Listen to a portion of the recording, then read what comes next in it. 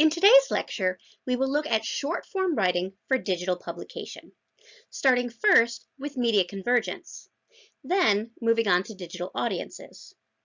And then we'll take a look at some of the most popular platforms for short-form writing, including Twitter, Facebook, and Instagram.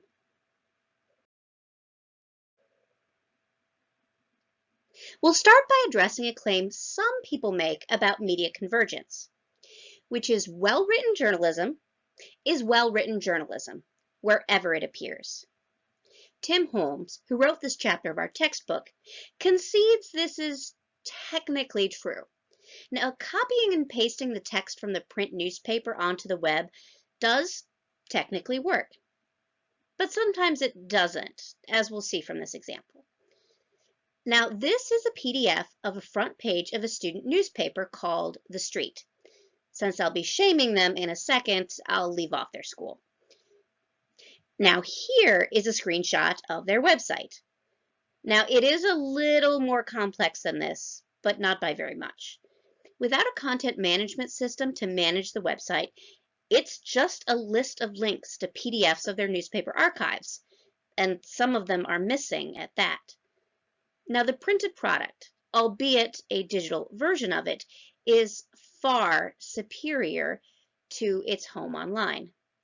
Now, if someone wanted to search for that Skills USA article, this one right here, the only way that you could do it was to search the name of the school plus the name of the newspaper in order to find it in a Google search.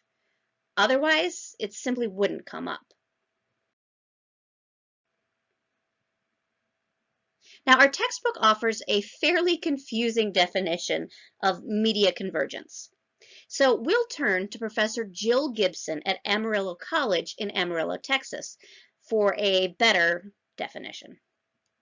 Now, according to Gibson, media convergence is the merging of mass communication outlets, print, television, radio, and the internet, along with portable and interactive technologies through various digital presentation platforms.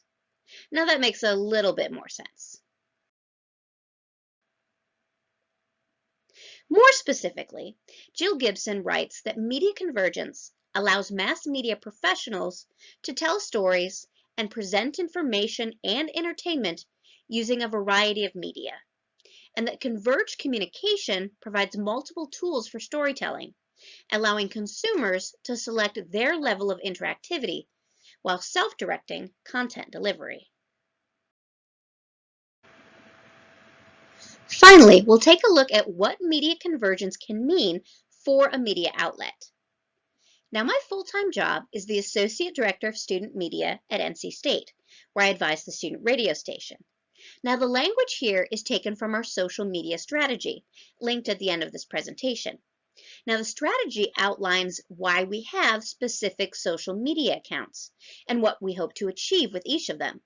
We want to engage with our audiences even when they aren't actively listening to our broadcast signal. To do so, WKNC has embraced a converged identity as not just a radio station. We offer certain programs as podcasts for on-demand listening, a video series of band performances for YouTube, an Instagram feed filled with behind-the-scenes photos, and a blog with concert and music reviews. We even have a printed zine that we distribute annually and have produced a printed magazine to help market our annual benefit concert. Now, shameless plug, feel free to check us out because my students are awesome. And yes, you can get the signal in Durham.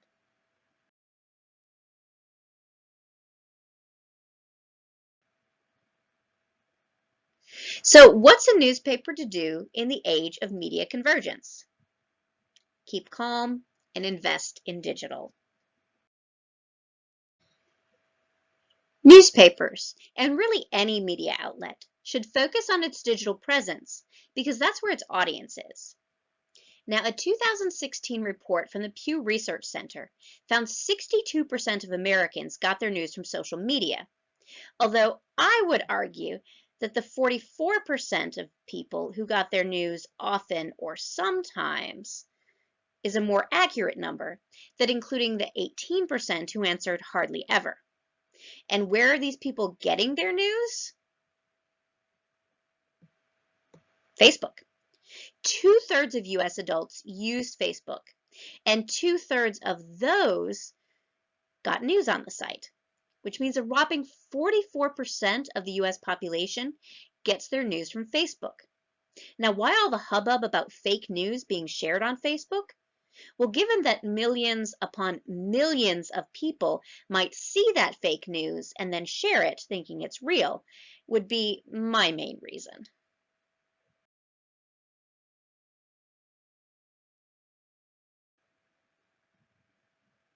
With so many people using Facebook and using it for news, that's where we will start in writing for short form digital publication. Now, Facebook wants to work with journalists, offering free online courses on how journalists can best utilize their program, the Facebook Journalism Project, and several pages on best practices. Now, some of these best practices are to share breaking news. Now, one of the problems with newspapers is that they only come out once a day, or maybe once a week, or even once a month. Using social media like Facebook can allow journalists to break news almost instantaneously.